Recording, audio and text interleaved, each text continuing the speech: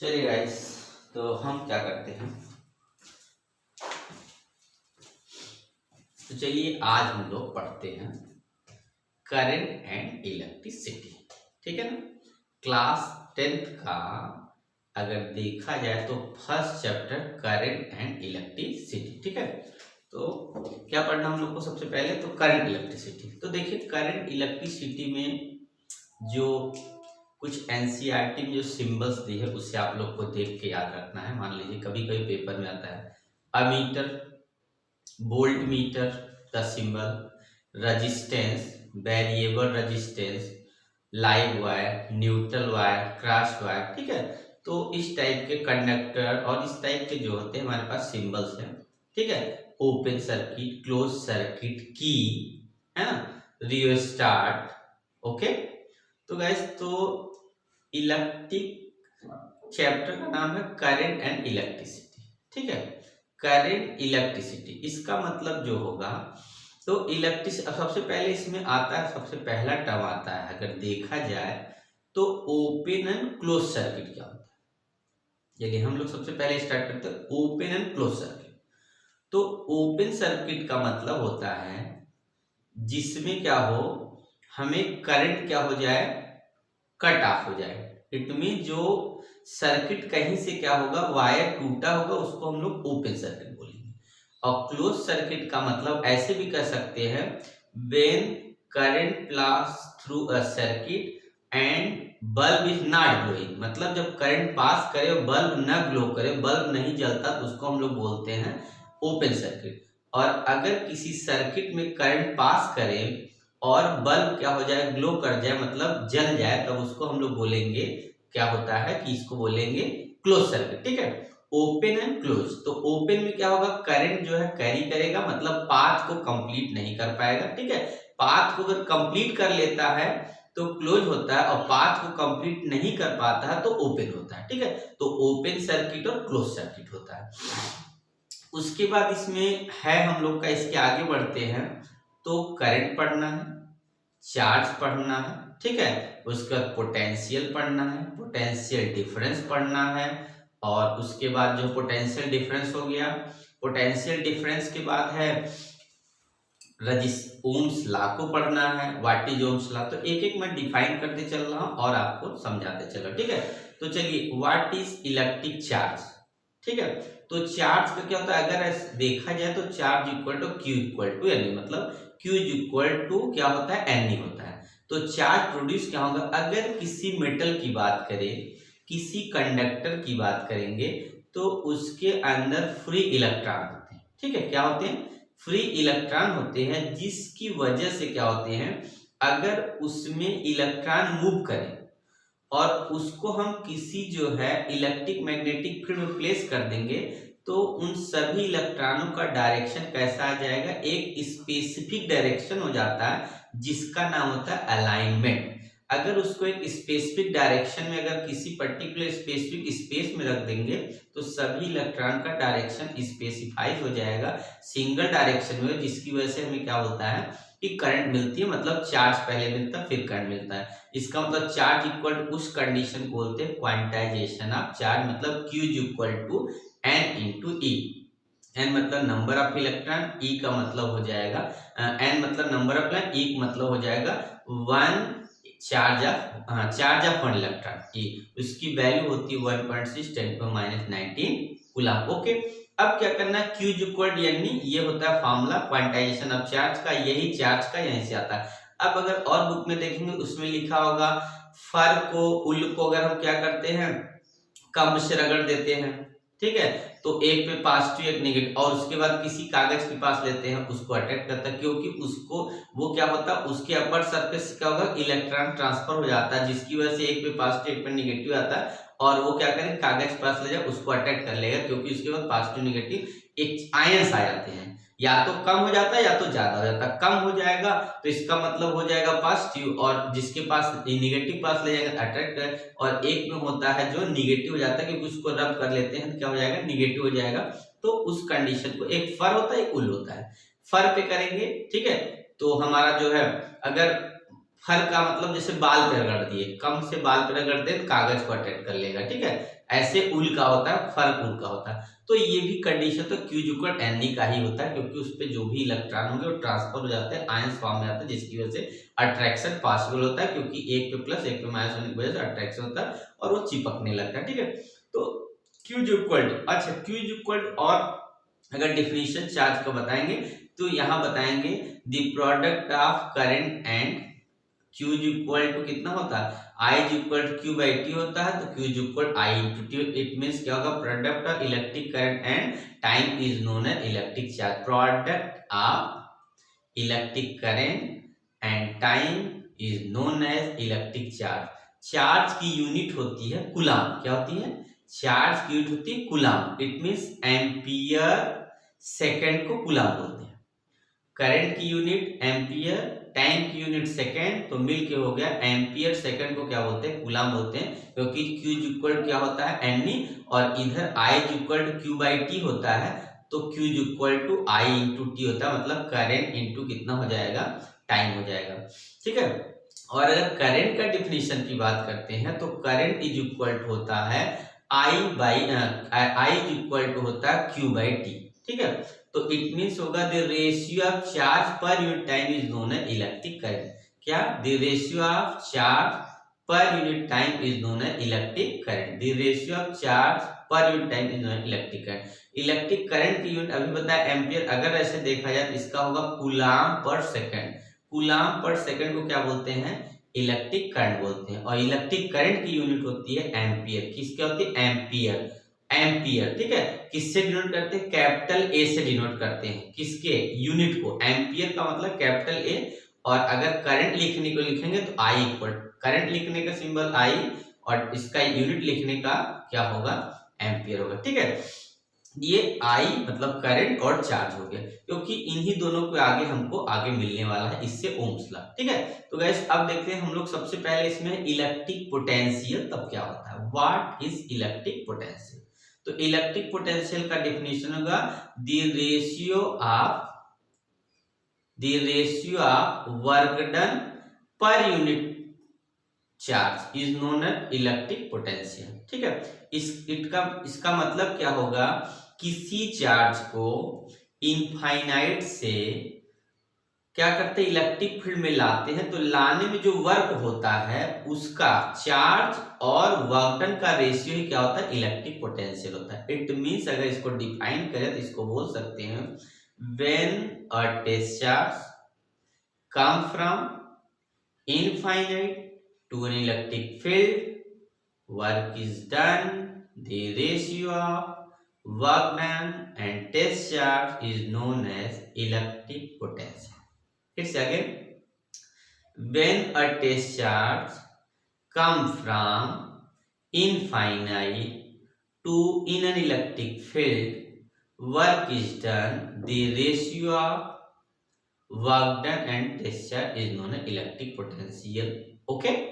इसका हिंदी मतलब होगा कि जब किसी चार्ज को, मतलब टेस्ट चार्ज बोलते हैं, यूनिट चार्ज बोलते हैं, को अगर इनफाइनाइट से इलेक्ट्रिक फील्ड के अंदर लाएंगे तो इनफाइनाइट से लाने में जो वर्क होगा और जिस चार्ज को ला रहे हैं उसी को रेशियो को हम लोग बोलते हैं गाइस इलेक्ट्रिक पोटेंशियल। और इलेक्ट्रिक पोटेंशियल को हम लोग रिप्रेजेंट करते हैं V से, तो V is equal to W by Q होगा। रही बात यूनिट की बात करनी है तो W बाई Q हो गया, तो W की यूनिट होती है वर्क, हम बोले पहले ही W क्या वर्क है, और वर्क की यूनिट होती है जूल, और ला किसको रहे हैं तो चार्ज को, तो चार्ज की यूनिट होती है कूलम, तो जूल पर कूलम को बोलते हैं वोल्ट। ओके, जिसको हम लोग जानते हैं वोल्टेज स्टेबलाइजर में वोल्ट देखते हैं, 220 है 240 वोल्ट है। सबमर्सिबल का जो क्या होता है स्टेबलाइजर होता है, जिसको हम लोग बोलते हैं स्टार्टर, इसलिए स्टार्टर में देखते हैं तो उसमें वोल्टेज और उसमें वोल्टेज भी दिखाता है और एम्पियर भी दिखाता है, तो उसको बोलते हैं वोल्टेज। तो वो क्या होता है वर्क डन अपन क्या होगा, चार्ज का रेशियो को ही हम लोग बोलते हैं वोल्टेज, इसकी यूनिट होती है वोल्ट, मतलब पोटेंशियल होता है, इसको बोलते हैं वोल्ट में, ठीक है। तो ये होगा कहाँ से लाते हैं, इनफाइनाइट से लाते हैं, कहाँ पे लाएंगे, इलेक्ट्रिक फील्ड में लाएंगे, और जो रेशियो वर्क और चार्ज का इसी को बोलते हैं इलेक्ट्रिक पोटेंशियल। ठीक है, तो इलेक्ट्रिक पोटेंशियल डिफरेंस भी एक इसी से रिलेटेड होता है, इलेक्ट्रिक पोटेंशियल डिफरेंस। इसको क्या करते हैं, किसी फील्ड के अंदर ही, अगर जैसे मान ली कोई हमारा फील्ड है, उसी के अंदर ही एक जगह से दूसरे जगह अगर ले जाते हैं चार्ज को, तो ले जाने में जो वर्क होगा, वर्क और चार्ज के रेशियो को ही क्या बोलते हैं, इलेक्ट्रिक पोटेंशियल डिफरेंस बोलते हैं। अगर डिफाइन करके बोलना है तो बोलेंगे when in an electric field, फिर से बोले क्या, इन एन इलेक्ट्रिक फील्ड, याद कर लीजिए, आप लोग ऐसे रट भी सकते हैं, in an electric field a test charge come from one point to another point, a test charge come from one point to another point, work is done, the ratio of work done at test charge is known as electric potential difference. It means when a test charge come from one point to another point, work is done, the ratio of work done at test charge is known as electric potential difference. But इसमें reason क्या है, in an electric field सबसे पहले, मतलब electric field के अंदर ही one point से another point ले जाने में जो वर्क होगा उसी को बोलते हैं इलेक्ट्रिक पोटेंशियल। इसको रिप्रेजेंट करना है तो भी इसको भी V से करते हैं रिप्रेजेंट, ये भी इलेक्ट्रिक पोटेंशियल की ही यूनिट रखता है, W/Q ही लिखते हैं, इसका भी फार्मूला, बस डिफरेंस जब लिखना होगा तो VA से B इनफाइनाइट और VA से BB लिखेंगे और यूनिट वोल्ट ही होगी। ओके ना, आया समझ इतना। अब अगला है जो हम लोग को इसमें नेक्स्ट आगे पढ़ना है वो है ओम्स लॉ। क्या है गाइस, ओम्स लॉ है। ठीक है, तो ओम्स लॉ की एक कंडीशन होती है, इट मीन जब किसी ने अपना रूल दिया होगा, ठीक है, या कोई अपना रूल देता है तो रूल के साथ साथ उसमें कुछ खामियां होती है, उस खामियों को बताना चाहेगा पहले कि ये खामियां हैं, इसको इग्नोर करेंगे तब ये हो सकता है। एग्जाम्पल अगर लाइफ वाली ले लेते हैं, अगर हम ये मान ले कि कोई बच्चा जो है अगर तेज है, इट मीन्स अगर कोई बच्चा ब्रिलियंट है, इट मीन्स वो 10 से 12 घंटे पढ़ता होगा। ओके, ये मेरा ओपिनियन है। क्या ओपिनियन क्या है कि 10 से 12 घंटे पढ़ता होगा, फिजूल का काम नहीं करता होगा, मैनरलेस नहीं होगा और आज्ञाकारी भी होगा, सब कुछ होगा, तब वो ऐसा हो सकता है। ये होता है उसके अंदर फैक्टर, और ये एक्चुअल में होता भी ऐसा। ठीक है, तो यही चीज क्या होगा, इसका मतलब वो ये चीज देखता है कि कौन से फैक्टर पे जो बता रहा है वो डिपेंड करेगा, उस फैक्टर को पहले बता। तो ओम्स लॉ ने सबसे पहले ही बता दिया एट कांस्टेंट फिजिकल फेनामेना, उन्होंने बताया at constant physical phenomena, it means कि at constant temperature pressure electric potential is directly proportional to electric current. तो ओम्स का ये कहना है कि जब हम क्या करें, टेम्परेचर प्रेशर और फिजिकल फेनामेना को कांस्टेंट कर दें, ये मान ले कि हमारा एटमॉस्फेयर चेंज हो रहा है, पर हम क्या कर ले, जो भी हम कंडक्टर ले उसका एटमॉस्फेयर चेंज नहीं होना चाहिए। ठीक है, समझिए, एटमॉस्फेयर में चेंजिंग हो बट अगर जो कंडक्टर ले उसका एटमॉस्फेयर फिक्स रहे, कांस्टेंट रहे, तब जो है electric potential directly proportional to electric current होगा। बट हम लोग जो है एटमॉस्फेयर में रहते हैं, क्योंकि एटमॉस्फेयर है तभी तो हम जिंदा हैं। इसका मतलब अगर एटमॉस्फेयर तभी तो हम जो है हमारे पास अर्थ पे लाइफ होती है। इट मींस जो भी हम लोग लेंगे कंडक्टर वो एटमॉस्फेयर पे डिपेंड करेगा, जिसकी वजह से जो है ओम्स लॉ फॉलो नहीं होगा।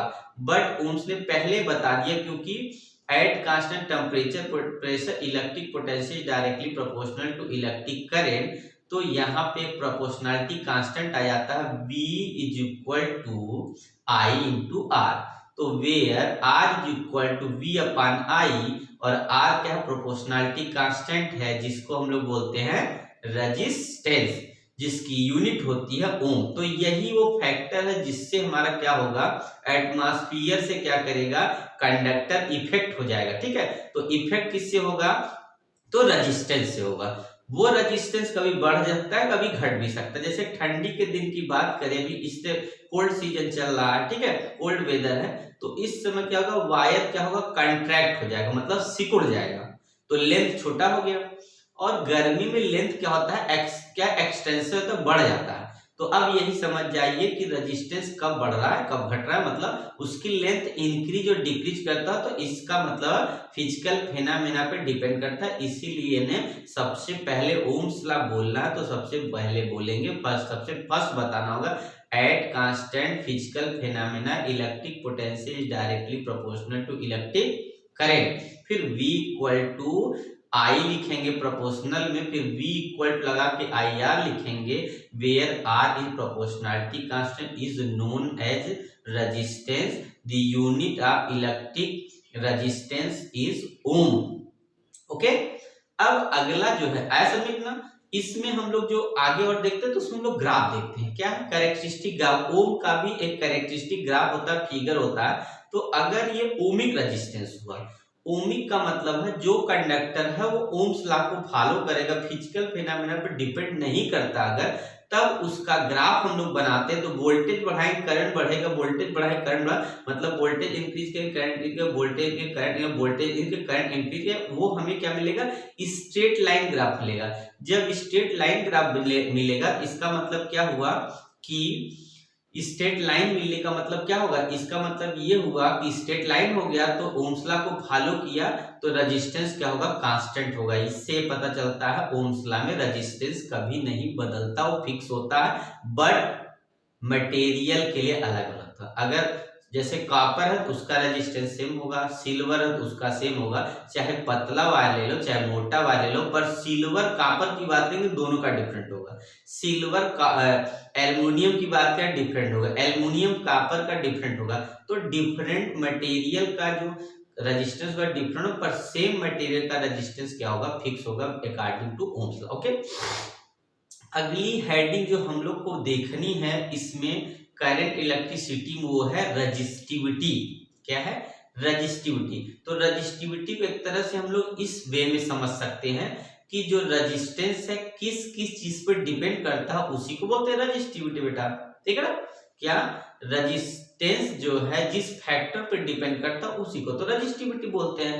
तो आप समझिए इसको, देखिए रेजिस्टेंस जो होता है डायरेक्टली प्रोपोर्शनल होता है क्रॉस सेक्शनल एरिया। इसका मतलब है रेजिस्टेंस जो है डायरेक्टली प्रोपोर्शनल होता है क्रॉस सेक्शनल एरिया का, इनवर्सली प्रोपोर्शनल होता है क्रॉस सेक्शनल एरिया। किसका मतलब है अगर वायर कैसा हो मोटा होगा तो रेजिस्टेंस कैसा हो जाएगा, रेजिस्टेंस डिक्रीज कर जाएगा, इनवर्सली प्रोपोर्शनल।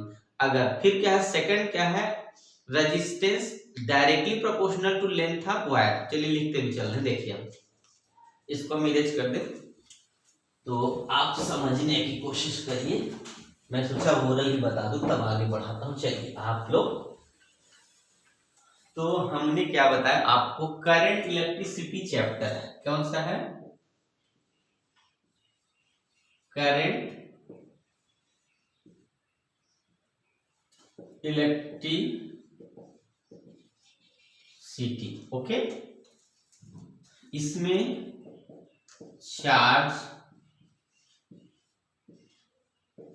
सेकंड, चलिए first current, third electric potential,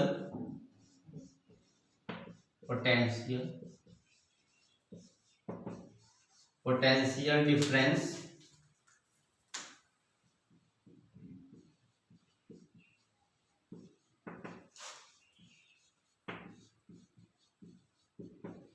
potential difference. उसके बाद जो है ओम्स लॉ, फिर उसके बाद रेजिस्टिविटी,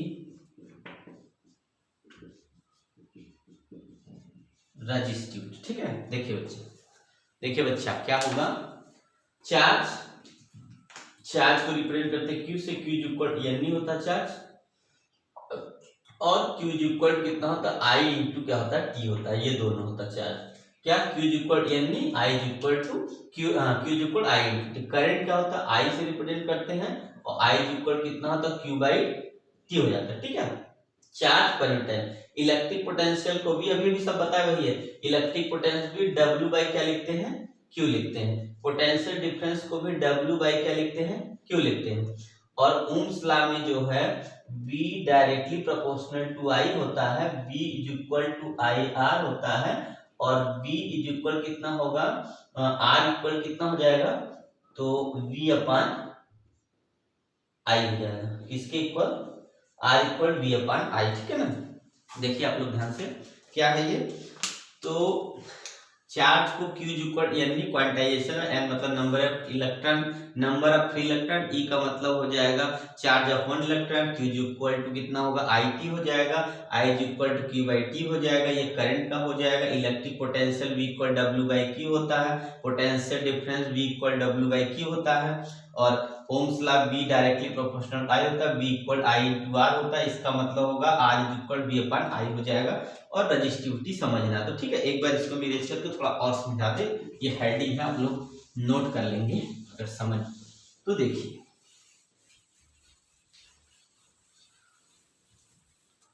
तो सबसे पहले हम लोग को जो समझना है वो इलेक्ट्रिक करंट तो डिफाइन करना है, इलेक्ट्रिक पोटेंशियल, पोटेंशियल समझना है ये।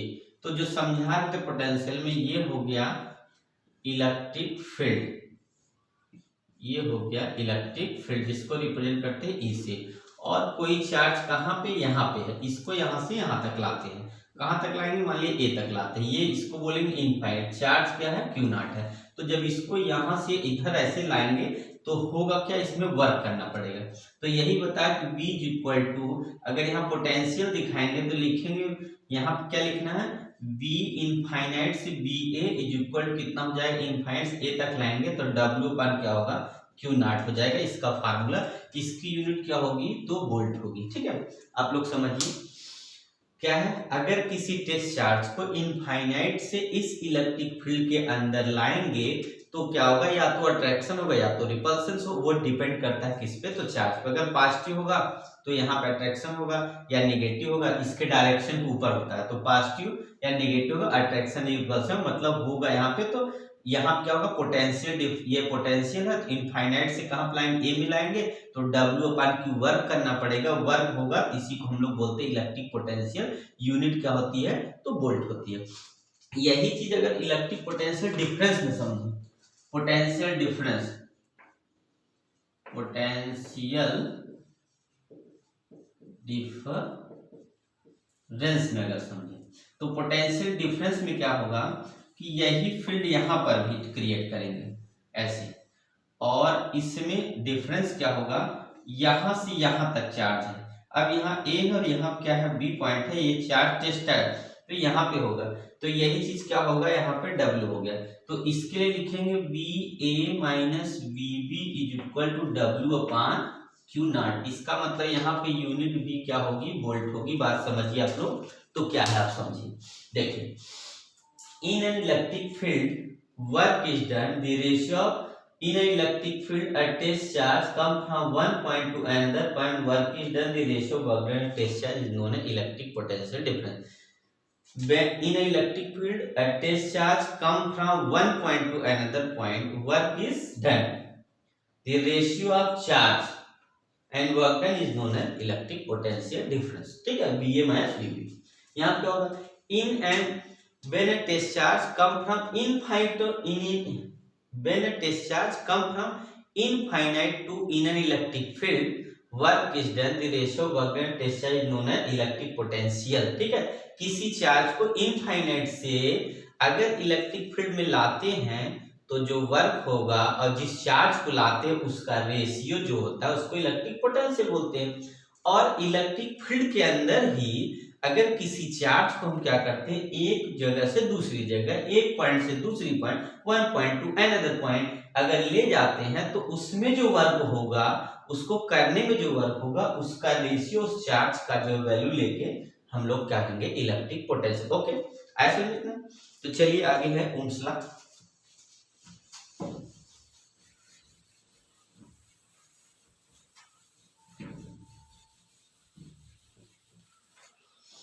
ओम्स लॉ,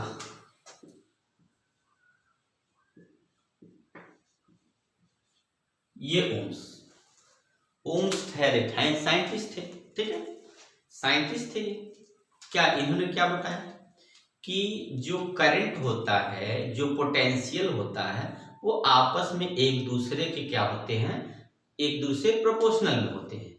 पर उसमें कुछ फैक्टर अगर न काम करे तो क्या होगा, ये तो काम करेगा ही करेगा इलेक्ट्रिक पोटेंशियल जो रिलेशन, बट अगर कोई फिजिकल फैक्टर काम करने लगेगा तो पोटेंशियल और करंट में कुछ वेरिएशन आने लगेगा।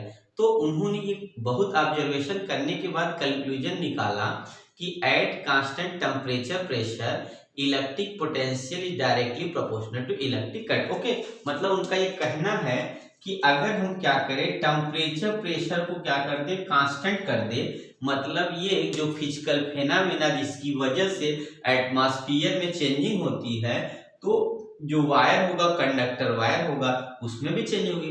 तो अगर उसको फिक्स कर दे और वोल्टेज बढ़ाएंगे तो करंट भी बढ़ेगा, फिर वोल्टेज बढ़ाए फिर करंट बढ़ाए फिर वोल्टेज बढ़ाए। इसका मतलब ये होता है कि V जो है इलेक्ट्रिक पोटेंशियल किसके डायरेक्टली प्रोपोर्शनल होता है, तो इलेक्ट्रिक करंट के।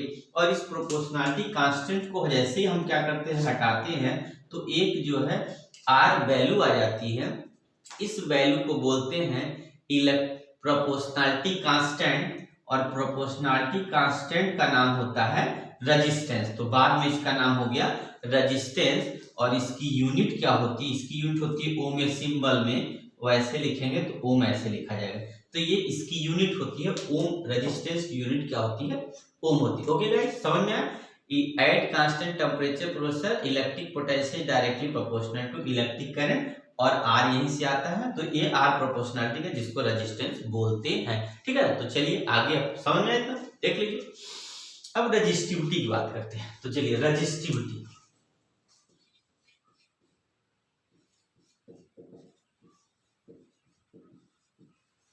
क्या है, तो ये रेजिस्टिविटी है। तो यहां से जो डेवलप हुआ रेजिस्टेंस, आखिर वो किस पर डिपेंड किया, अभी भी बात हुई ना कि फिजिकल कुछ डिपेंड करता, तो यही रेजिस्टेंस जो डेवलप हुआ वायर के अंदर वो किस पर डिपेंड करेगा, ये हम जानने की कोशिश करते हैं। तो इसमें ये देखते हैं कि जो रेजिस्टेंस होता है वो डायरेक्टली प्रोपोर्शनल होता है लेंथ पर। इसका मतलब ये हुआ कि अगर हम लेंथ, मतलब वायर की लेंथ को अगर बढ़ा दें, ठीक है, कोई वायर है उसकी लेंथ को बहुत ज्यादा बढ़ा दे तो रेजिस्टेंस अपने आप ही बढ़ जाएगा। ठीक है, इसका मतलब अगर हम 1 मीटर का वायर लें और 10 मीटर का वायर लें, अगर 10 मीटर का वायर होगा उसका रेजिस्टेंस ज्यादा होगा, और 1 मीटर का वायर होगा उसका रेजिस्टेंस इसका मतलब कम है, क्योंकि ये बता रहा है कि R directly proportional to L है। पर उसमें भी फैक्टर है मोटा और पतला कैसा है, तो उसका होता है ये R inversely proportional to A। इसका मतलब ये हुआ कि अगर R क्या होगा, inversely proportional to cross sectional area. इसका मतलब अगर मोटा वायर है तो रेजिस्टेंस क्या हो जाएगा, कम हो जाएगा। ठीक है, मोटा वायर है तो रेजिस्टेंस क्या हो जाएगा, कम होगा। अगर पतला वायर है तो रेजिस्टेंस ज्यादा होगा।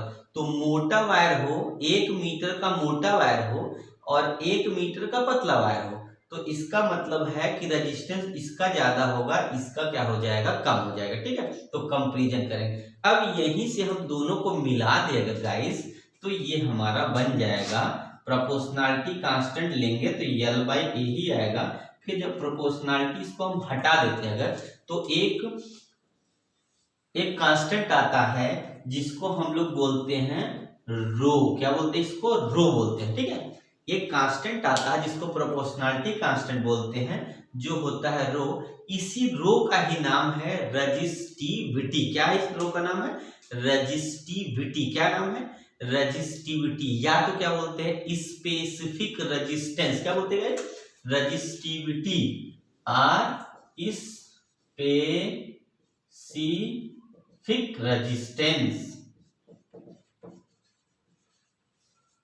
क्या होता है, रेजिस्टिविटी या स्पेसिफिक रेजिस्टेंस इसका नाम है, यही रो है। अब इस रो के बारे में पढ़ना है तो इस रो की वैल्यू भी निकालनी होगी। तो इस रो की जो वैल्यू है वो कितनी है, तो अगर यहां से देखेंगे, ये अपनी जगह अगर रो रहे, R अपनी जगह रहे, तो ये A ऊपर आके ये आ जाएगा। इसका मतलब है इसकी, अब रो की यूनिट की बात करें तो R का ओम होता ही होता है, और यहां से A/L है तो ओम मीटर होगा। इसका मतलब है रेजिस्टिविटी की जो यूनिट होती है वो कितनी होती है, ओम मीटर, ओम मीटर, ओम मीटर। तो रजिस्टिविटी की यूनिट क्या होती है? ओम मीटर होती है। और रेजिस्टेंस की क्या होती है? ओम होती है। इलेक्ट्रिक पोटेंशियल क्या होती है? वोल्ट होती है। करंट की क्या होती है? एम्पियर होती है। रेजिस्टेंस का ओम होता है। चार्ज का कूलम होता है। ओके, और वर्क डन का जूल होता है। तो यहाँ कितना होगा? रो आर ए बाई एल। ये क्या है? रजिस्टिविटी की यूनिट है। यहां से लिखा ओम मीटर, और ये रजिस्टिविटी। अब रजिस्टिविटी और अगर देखा जाए तो मीडियम पे डिपेंड करती है। अब देखिए रजिस्टिविटी जो होती है अलग अलग मेटल के लिए अलग होती है, पर एक मेटल के लिए चाहे वो मोटा वायर हो चाहे पतला वायर हो, उसका रजिस्टिविटी सेम है। जैसे ऐसे समझिए, ये है 1 मीटर का 1 मीटर का कॉपर वायर CU है, और 2 मीटर का कॉपर वायर है।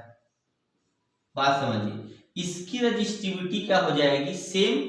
इसकी भी रजिस्टिविटी क्या होगी? सेम होगी। रजिस्टिविटी दोनों की क्या मान लेकर रो है, तो यहाँ रो कॉपर कॉपर ये सेम होगी। क्यों ऐसा? क्योंकि रजिस्टिविटी मटेरियल के लिए क्या होती है? सेम मटेरियल के लिए फिक्स हो जाती है, और जो है डिफरेंट मटेरियल के डिफरेंट होती है। ठीक है, तो सेम मटेरियल के अगर एक ही एलिमेंट का है, एक ही मेटल का बना है, तो रजिस्टिविटी फिक्स होगी, मतलब सेम होगी, कांस्टेंट होगी।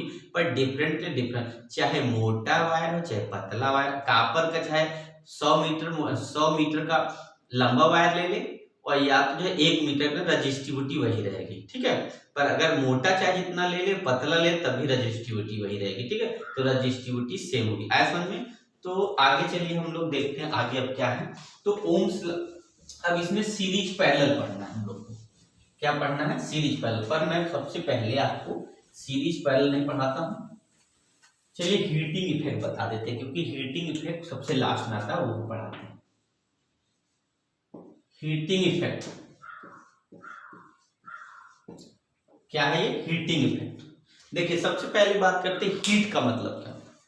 तो देखिए हीट जो होता है, अगर किसी, अभी बताया ना, अगर हम क्या करें, किसी कंडक्टर वायर ले लें, अगर उसमें करंट क्या करें बहुत देर तक देंगे तो उसमें हीटिंग होगा ही। अगर ऐसे समझिए, अगर किसी वायर में करंट पास करते हैं, ठीक है, और उसमें अगर हमारा क्या हो, बल्ब लगा हो या जो भी लग, वो क्या करता है? हीट ही तो करता है। तो इसी को बोलते हैं हीटिंग इफेक्ट। अगर डिफिनीशन की बात करेंगे तो यहाँ कहेंगे when current flow through any conducting material after some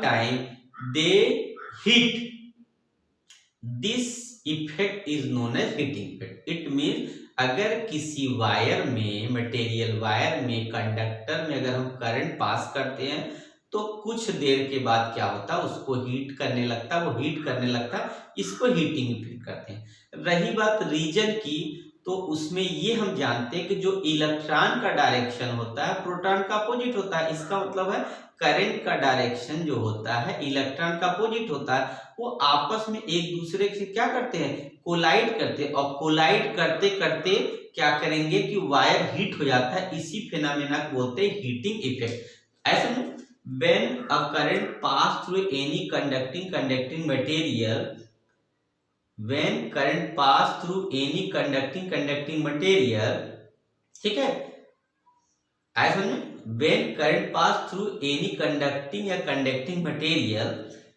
क्या होगा? बोलिए, अगर पास करेंगे तो क्या होगा? पास करेंगे तो हीटिंग होना शुरू हो जाएगा। ठीक है, और आफ्टर सम, इसी को बोलते हैं हीटिंग इफेक्ट। अब क्या होगा यहाँ, जैसे देखिए यहां से हम लोग जो पढ़े पोटेंशियल का डेफिनेशन होगा V equal to W by कितना होता है? Q। बात समझिए आप, V equal W by Q, और इसी W को हम लोग अगर बोले वर्क डन होगा तो हीट भी होगा और V के Q होगा। देखिए ये चीज मतलब समझिए, इसका मतलब हमने बताया कि अगर किसी चार्ज को इनफाइनाइट से या इलेक्ट्रिक फील्ड के अंदर एक जगह से दूसरी जगह तक ले जाते हैं तो वर्क करना पड़ता है, और ये चार्ज का रेशियो क्या होता है? Electric potential. ठीक है, अब यहाँ पे यही चीज हमें क्या करना है, अगर हम क्या करें, करंट उसमें पास कर दे, जिस मेटल है जो मटेरियल उसमें करंट पास करेंगे तो इलेक्ट्रॉन एक जगह से दूसरे जगह जाएगा, और एक जगह से जब दूसरे जगह जाएगा तो क्या होगा? वर्क होगा। ठीक है, जो वर्क होगा वही क्या हो जाता है? टकराते टकराते कोलिजन करते करते क्या हो जाएगा, हीट में कन्वर्ट हो जाता है। तो H मतलब heat is equal, work he heat के इक्वल हो जाता है वहां पे।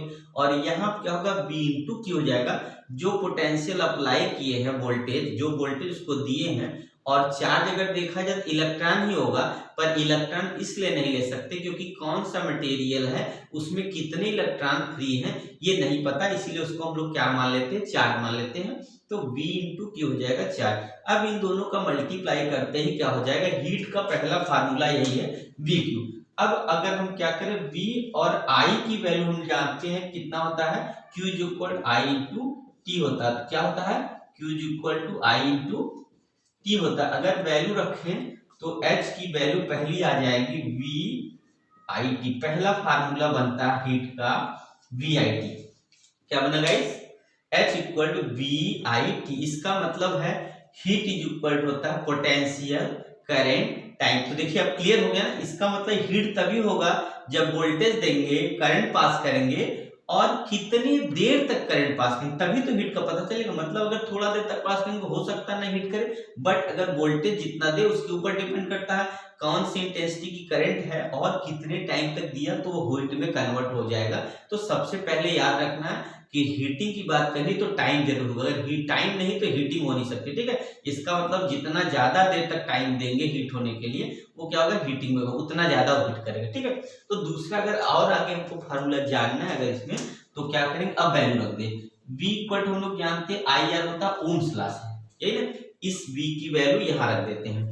तो H इज इक्वल टू बन जाएगा, यहाँ से देखिए ध्यान से, IR तो V की वैल्यू है और IT तो पहले से रहा, तो ये बन गया H equal to I square RT। देखिए ये दूसरा फार्मूला बन जाता है। क्या फार्मूला है, अगर इसी इक्वेशन में H इक्वल टू VIT में अगर हम V की वैल्यू रख दे IR, तो यहाँ पे होगा IR multiply I into T, तो I स्क्वायर कितना हो जाएगा, RT हो जाएगा। H इक्वल कितना होगा, I स्क्वायर RT। ये हमारा हो गया हीट का दूसरा फार्मूला। चलिए अब तीसरे फार्मूले की तरफ चलते हैं। इसी की जगह हम क्या कर दे, I को कन्वर्ट कर दे। तो I इक्वल ओम्स लॉ से हम लोग जानते हैं कितना होता है, तो देखिए V इक्वल टू IR होता है, V equal to I into R होता है, तो I इक्वल कितना होगा, V अपान R हो जाएगा। तो इस V अपान R को हम क्या कर दे, यही रख दे। तो H इज इक्वल टू जो आएगा यहाँ से, जब इसकी वैल्यू रखेंगे तो होगा V square upon R multiply R, यहाँ V स्क्वायर है तो यहाँ भी R स्क्वायर हो, और यहाँ पे T, एक R से R कैंसिल हो गया तो बच गया V square upon R T। ये फार्मूला हो गया हीट का। इसका मतलब हमारा फार्मूला क्या बना, तो बना कितना, ये हमने लिखा कि I इक्वल टू V अपान, इसी फार्मूले में I की वैल्यू V अपान R रखेंगे, तो I की जगह यहाँ पे जब रखेंगे तो I स्क्वायर होगा, तो V square upon R square हो जाएगा। और उसके बाद कितना है, RT पहले से रहेगा, R से स्क्वायर काट देंगे, एक R बचे, V अपान R बच गया और T हो गया, तो कितना होगा, V square R into T। Okay guys, तो आप लोग समझ में, सबसे पहले हम लोग को क्या जानना था इसमें, electric current, electric charge, potential difference, Ohm's law, ठीक है। और यहाँ उसके बाद हम सीधे हीट पे आ गए। हीट में क्या होगा, when current pass through any conductive material, particles क्या करेंगे, particle collide to each other after some interval of time, it's energies enhance, increase and it convert into heat is known, then this phenomena is known as heating effect, ठीक है। तो heat करेगा, heating मतलब ये नहीं तो जल जाना, नहीं, जल का मतलब गर्मी प्रोड्यूस कर देना, मतलब वायर गर्म हो जाना या किसी को प्रोड्यूस करके देना। जैसे आयरन हो गया, बल्ब होता है, ये सब क्या हीट प्रोड्यूस करते हैं तभी तो लाइट बनती है, तो ये हीटिंग का मतलब ये होता है। ओके, तो आप लोग देख लीजिए, नेक्स्ट वीडियो में हम आपको जो है इस चैप्टर का पूरा जो है थ्योरी करवा देंगे, ठीक है। करंट इलेक्ट्रिसिटी के पूरी थ्योरी में अगले नेक्स्ट वीडियो में इसको कंप्लीट करा दूंगा, उसके बाद जो न्यूमेरिकल उसको कराऊंगा। ओके बेटा, तो आप लोग जो है ध्यान से, पर टाइम जो है इस समय बहुत कम है, इसलिए ध्यान से पढ़िए, क्योंकि पेपर का टाइम तो ज्यादा से ज्यादा घर पे पढ़िए। ओके।